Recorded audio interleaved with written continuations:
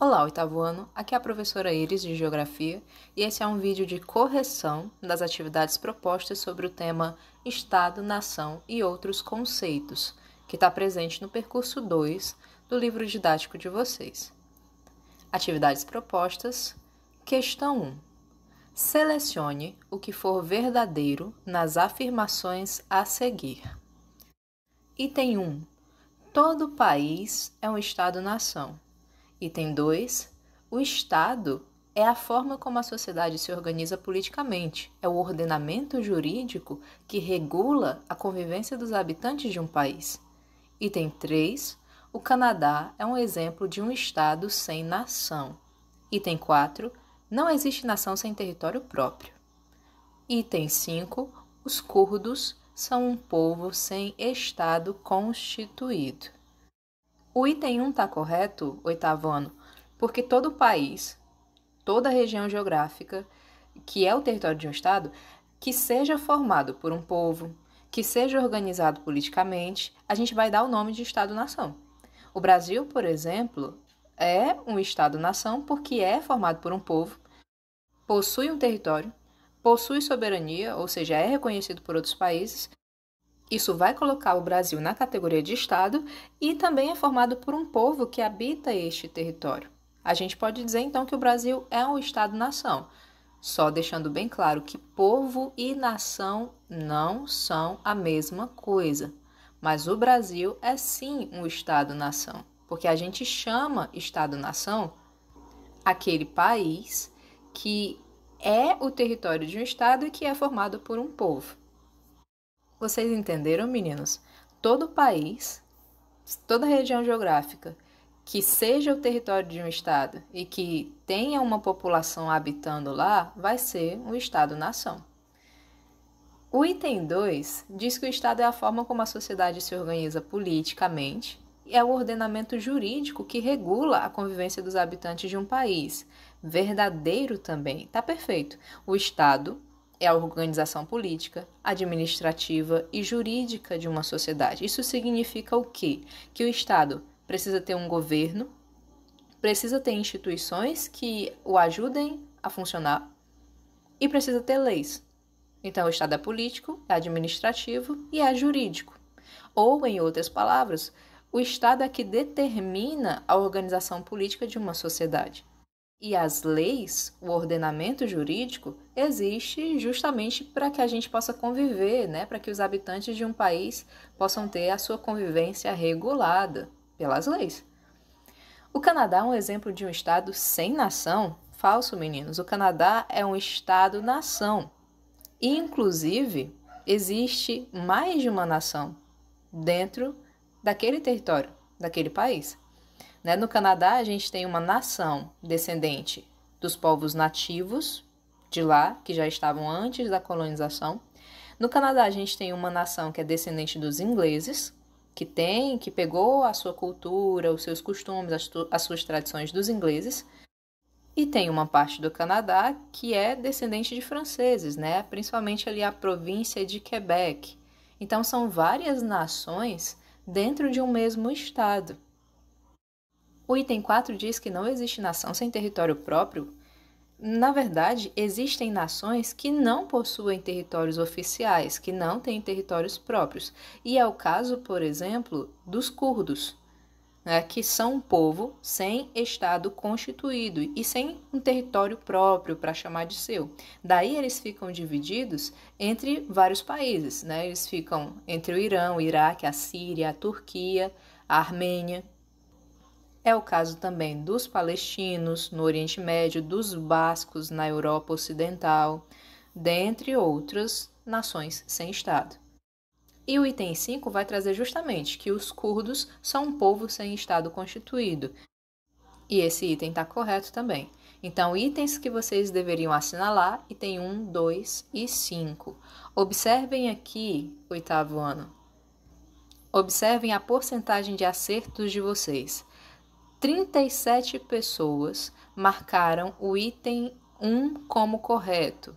Muito bem. 47 pessoas marcaram o item 2 como correto. Excelente. 10 pessoas erraram porque marcaram o item 3 como correto e não é correto. 8 pessoas marcaram o item 4, que também está errado. E 24 pessoas marcaram o item 5. Essas 24 pessoas prestaram atenção naquele nosso último vídeo, né, que a gente fala sobre Estado, nação e outros conceitos. Prestaram atenção lá na parte dos curdos, né, que formam uma nação sem Estado. Parabéns, meninos, a todos os que responderam. A questão 2 vai falar: a análise geográfica é feita a partir de várias lentes e conceitos. Assim, é preciso conhecer bem esses conceitos para que a leitura da sociedade e do espaço seja feita de forma adequada. Pensando por esse prisma, observe o conceito a seguir. Abre aspas. É uma instituição formada por povo, território e governo. Representa, portanto, um conjunto de instituições públicas que administram um território, procurando atender os anseios e os interesses da sua população.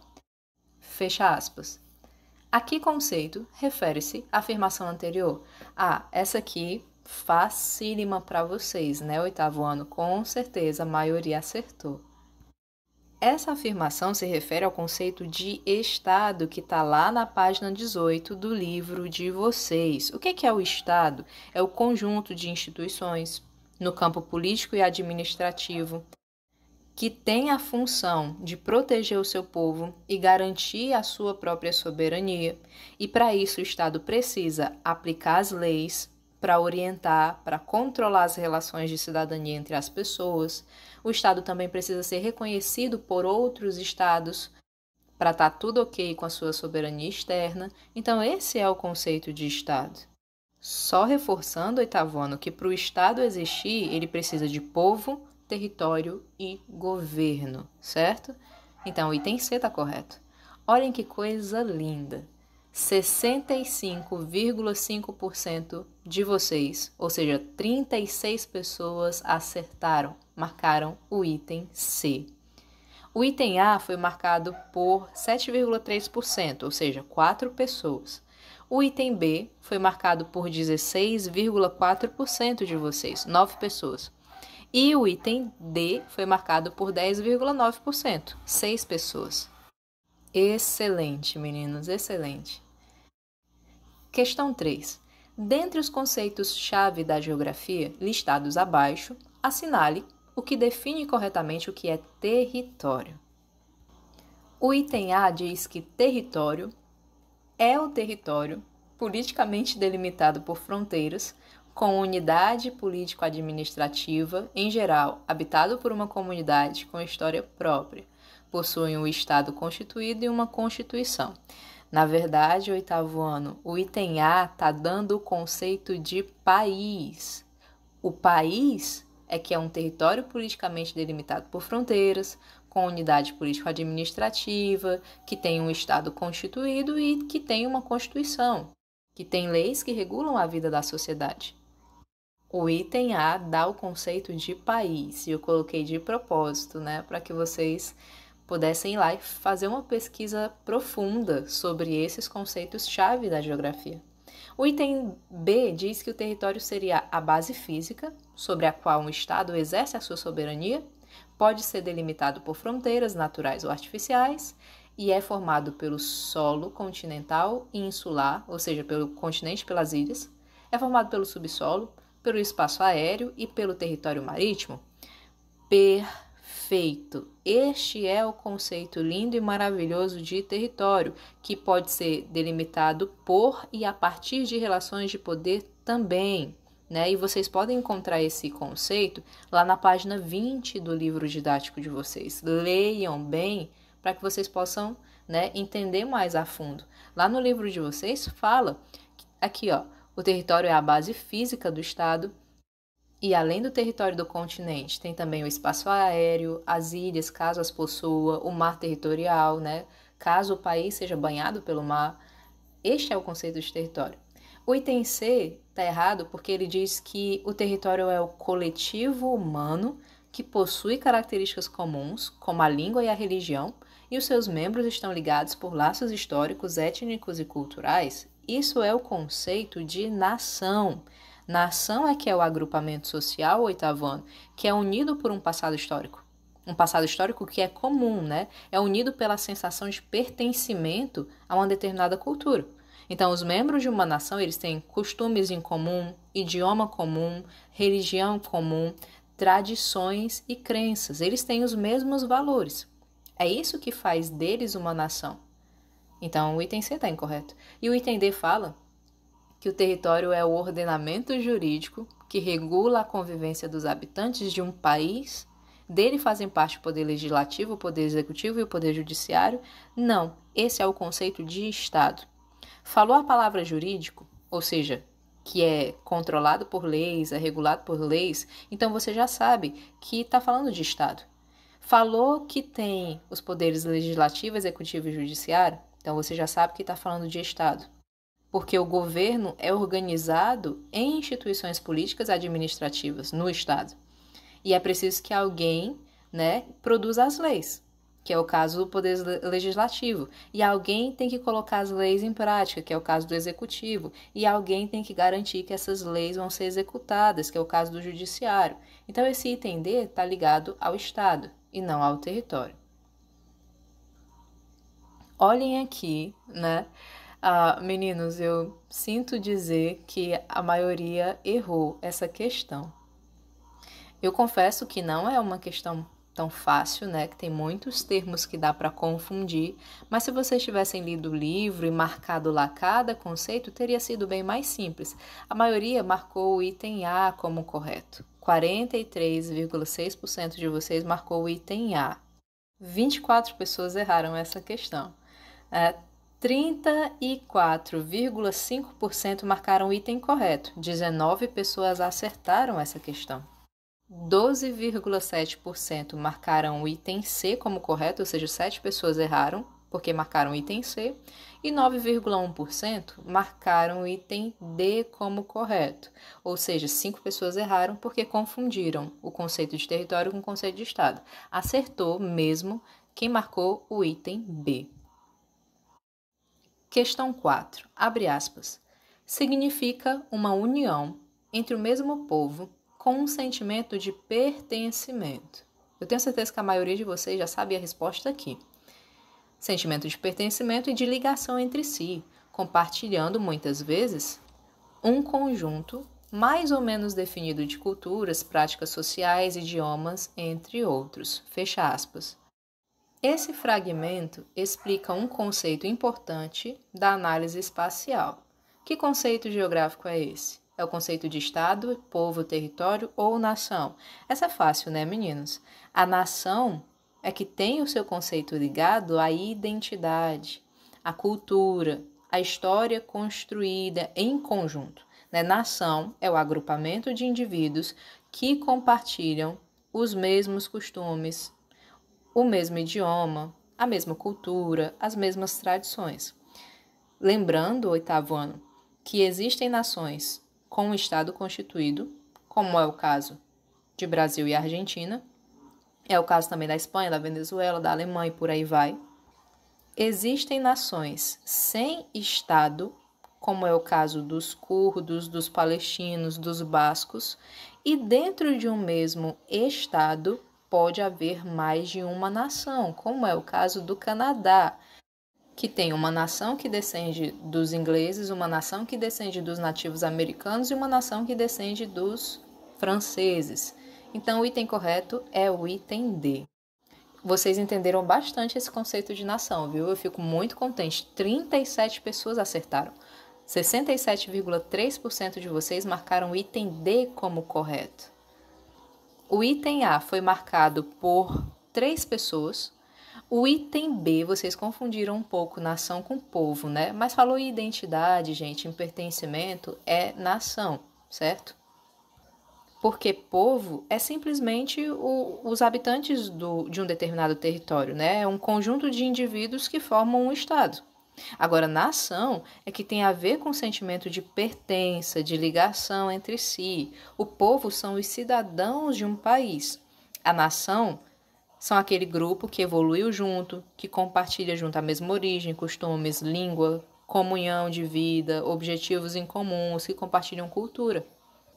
Então, a gente pode dizer que um povo está submetido às mesmas leis, oitavo ano. Agora, uma nação está submetida aos mesmos sonhos. Né? Os curdos são uma nação sem Estado. Eles têm o sonho de um dia ter um território para chamar de seu. Agora, se eu falar em um povo, eu posso falar do povo dos Estados Unidos, eu vou estar falando apenas das pessoas que seguem as leis daquele país. Eu posso falar do povo da China. Estou falando só das pessoas que seguem as leis chinesas, né? Mas nação não. Nação envolve história compartilhada. 13 pessoas, então, marcaram o item B, né? 23,6%. E 2 pessoas erraram porque marcaram o item C. Confundiram nação com território. Questão 5. Como é organizado o poder político no Brasil? Ou, em outras palavras, quem são os responsáveis pelo Estado brasileiro? Turma, eu coloquei como resposta o seguinte: o Brasil é uma república porque o chefe do Estado brasileiro é eleito pelo povo e é eleito para um mandato, né? Que no Brasil é de 4 anos. O Brasil é presidencialista porque o presidente da República é o chefe de Estado e é também o chefe de governo. O Brasil é uma república federativa, porque os entes federados têm autonomia política. E o Estado brasileiro está organizado em 3 poderes: o poder executivo, o poder legislativo e o poder judiciário. Então, repetindo, o Brasil é uma república. O Brasil é presidencialista, tá aí os presidentes da era democrática no Brasil, né? E o Brasil é uma república presidencialista federativa. O Brasil é federativo, oitavo ano, porque aqui existe a união política de territórios com o governo próprio e esses territórios têm certa autonomia, né? O nosso país tem 26 estados e um distrito federal. E, além disso, o Brasil tem mais de 5.000 municípios e todos eles têm as suas leis particulares, certo? Todos eles têm certa autonomia. Só que todos eles também têm que obedecer à Constituição Federal. A Constituição Federal nossa, que é de 1988 e que é a lei máxima, que é a lei maior que rege o nosso país. Essa mesma Constituição que traz lá no seu artigo 18 o seguinte, ó: a organização político-administrativa da República Federativa do Brasil compreende a União, os estados, o Distrito Federal e os municípios, todos autônomos nos termos dessa Constituição, ou seja, todos com certa autonomia de poder fazer suas leis de acordo com a realidade de cada local. Leis essas que têm que obedecer à Constituição Federal, que é a lei maior. Então, quando eu digo, meninos, que o poder político no Brasil, ou que o Estado brasileiro pode ser dividido em poder executivo, poder legislativo e poder judiciário, em outras palavras, estou dizendo que no Estado brasileiro a gente tem quem faz as leis funcionarem e que tem o presidente da República como chefe, esse é o poder executivo. A gente tem no Brasil quem idealiza as leis e quem julga as propostas do presidente, esse é o poder legislativo, né, que no nosso país é exercido pelo Congresso Nacional, que é a Câmara dos Deputados e o Senado. E a gente também tem aqueles que têm a responsabilidade de fiscalizar se as leis estão sendo cumpridas, que é o Poder Judiciário. Poder Judiciário que é exercido pelo Supremo Tribunal Federal, que é o órgão máximo, é o guardião da lei máxima, que é a Constituição Federal. Se a sua resposta girou em torno disso, se a sua resposta ficou parecida com a minha, provavelmente você acertou. Olha aqui as respostas de vocês, ó. Teve gente que respondeu que o Brasil é uma república federativa constitucional presidencialista, de forma adotada em 1889, errou aí a data, né? Não foi 1889, foi 1989, que foi quando a República Federativa Constitucional Presidencialista passou a vigorar no nosso país. Disse também que o Estado brasileiro está organizado em 3 poderes: executivo, legislativo e judiciário, onde o chefe do executivo acumula as funções de chefe do Estado e chefe de governo. e esse é o presidente da República, então essa pessoa acertou. Outra pessoa disse que o poder executivo no Brasil é composto pelo presidente da República, pelos governadores, pelos prefeitos municipais, muito bem. Esses representantes são eleitos pelo povo por voto direto, muito bem. Esse poder gerencia o Estado aplicando a lei, de maneira limitada também por meio da edição de medidas provisórias. Aí teve gente que repetiu a resposta do outro, né? Teve gente que respondeu: o Estado brasileiro está organizado em 3 poderes: executivo, legislativo e judiciário. Você só tem que colocar em letra maiúscula, certo? Executivo, legislativo e judiciário com iniciais maiúsculas. Aqui, a maioria de vocês acertou.